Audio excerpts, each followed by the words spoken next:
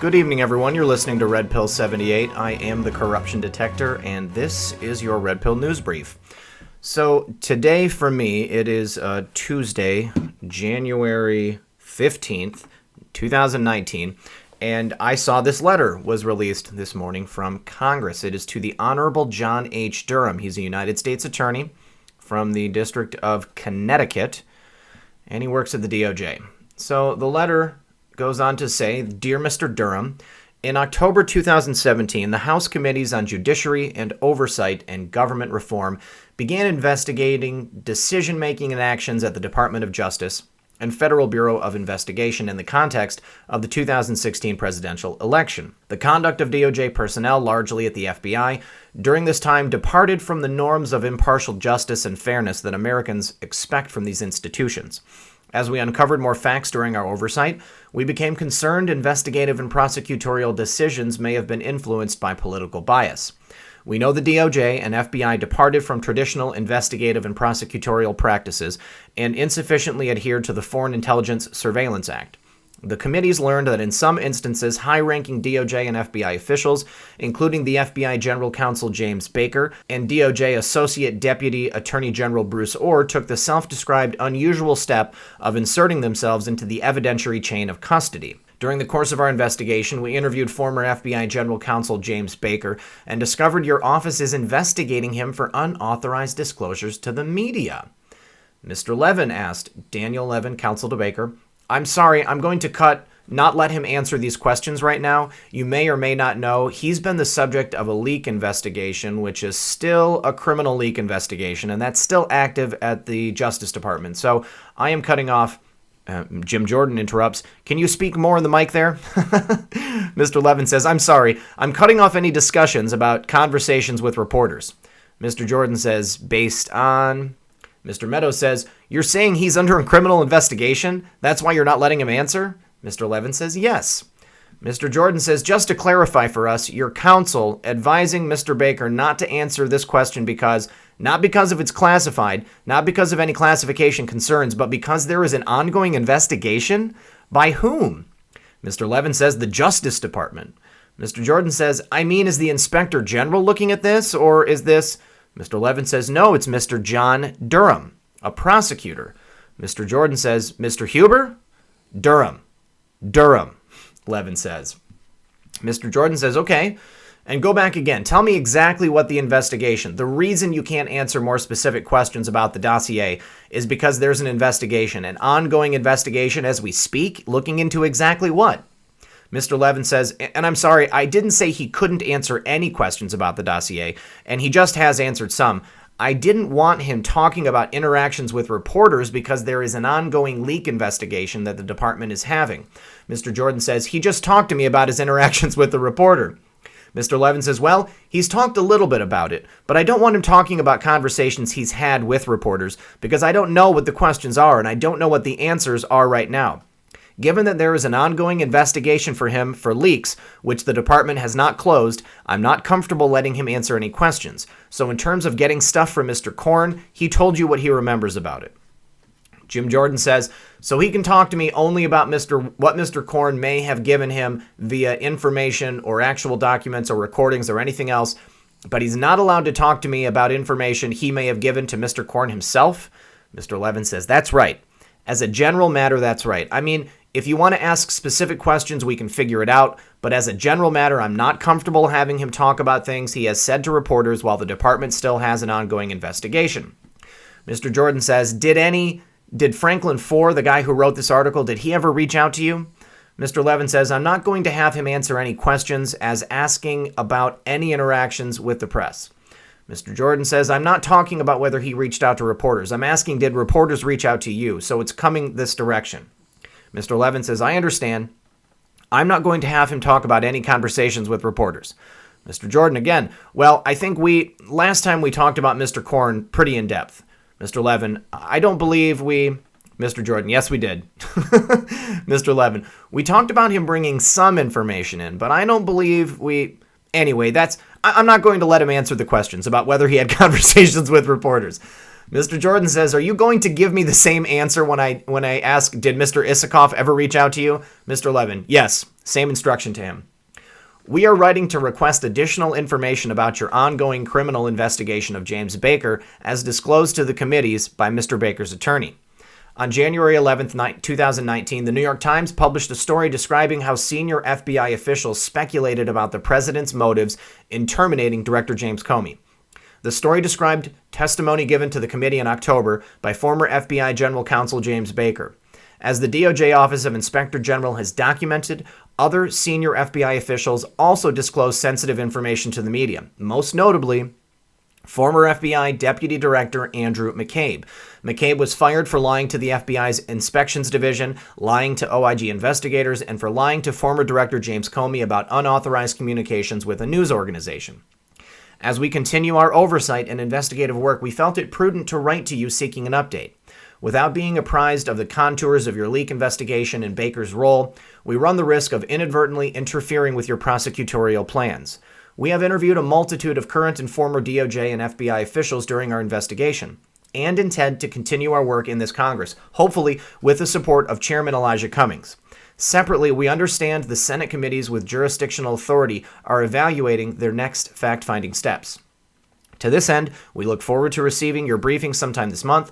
Please contact committee staff to make arrangements about this request. Thank you for your attention to this matter. And that's signed by Jim Jordan and Mark Meadows.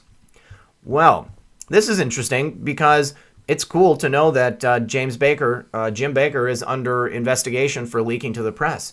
But what's even more cool about it is that Jim Jordan and Mark Meadows didn't know anything about the existence of the Honorable John H. Durham. Why do I think that that is important? Well, in Post 2603, Q mentions, what if there's another prosecutor outside of D.C. assigned by Sessions with the same mandate or authority?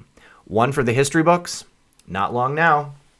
So I was planning on putting together all this information. I gathered a bunch of stuff, and it turns out that Rosie Memos was way ahead of me.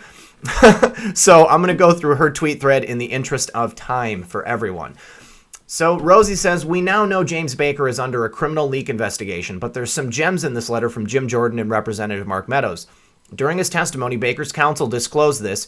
Jordan asked if it's Huber. The answer is no, it's Mr. John Durham, a prosecutor.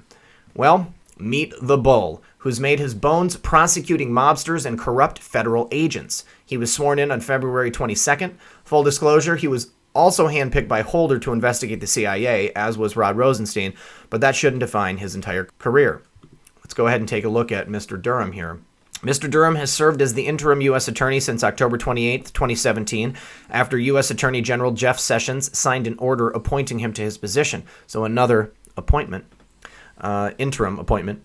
President Donald Trump nominated Mr. Durham to serve as U.S. Attorney on November 1st, 2017, and the U.S. Senate confirmed his nomination on February 16th, 2018. So they confirmed him without knowing that maybe he had a special mandate.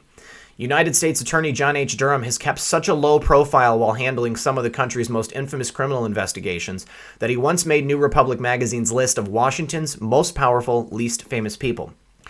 Durham made his bones, as he would say, prosecuting mobsters and corrupt federal agents. That's the special part.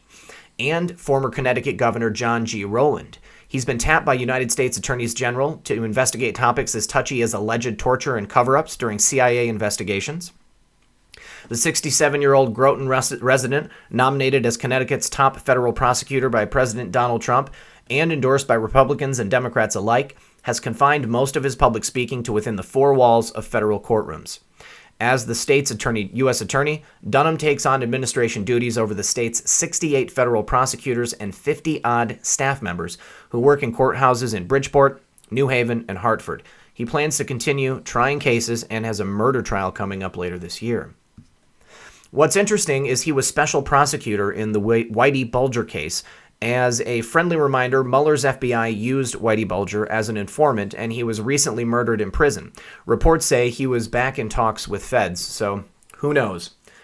And here is John Durham on stage talking about some stuff at University of St. Joseph in Connecticut. He's tenacious, said Andrew Bowman, a Westport lawyer whose representation of Gus Curcio gave Durham several mud dripping from the walls, blood on the floor, no-holds-barred courtroom wars. But even as his persistence helped a federal task force rack up 119 organized crime convictions in Connecticut over a 6-year period, Durham also has acquired a reputation for fairness and an ability to resist political pressure. His integrity sets him apart, said Superior Court Judge Robert Devlin, who spent 5 years prosecuting organized crime cases in Connecticut with Durham. When I worked with John, I thought he was the best prosecutor in the U.S. Department of Justice. Wow. Moving right along, in the letter we learned David Korn gave FBI documents and recordings. We know about documents, but recordings? To refresh your memory, Korn and Steele were Skype buddies. Did he record those sessions? Knowing that Baker is under investigation for press leaks, certain emails come to mind. For example, many thought his name was the one redacted when Comey and McCabe were speaking to the press. Isn't this adorable? Baker was from Bridgewater, also worked in national security, and received highest honors from CIA and NSA, both. And then he was tapped to go after the CIA. Friendly reminder that Chuck Grassley mentioned Baker in his letter they sent to numerous icky people in January 2018. He was also part of the infamous draft that, upon editing, granted Hilda a magical get-out-of-jail-free card. As reported by the Washington Post on May 2nd, 2017, Comey circulated a draft statement on his decision. Comey sends an email to Andrew McCabe, his deputy James Baker, the FBI general counsel, and James Rubicki, his chief of staff, with the subject heading of mid-year exam. This was internal FBI code for the Clinton investigation. The body of the email was redacted by the FBI, but it appears to have contained a draft of his statement on the conclusion of the Clinton case. At that point, 17 interviews with potential witnesses had not taken place, including with Clinton and her chief of staff, according to the Senate Judiciary Committee. So, now, going back to this, what if there's another prosecutor outside of D.C. assigned by Sessions with the same mandate or authority? One for the history books. If you think about it, the reputation and the history for Honorable John H. Durham sure seems like he would be a perfect candidate for that secret prosecutor. He knows how to be discreet. He knows how to go after not only criminals in the normal criminal sphere, but also criminals in the political sphere. Well, that's all for today from this morning's edition of Red Pill News. I want to thank you so much for joining me. My name again is Red Pill 78. I am the corruption detector, and this was your Red Pill News Brief.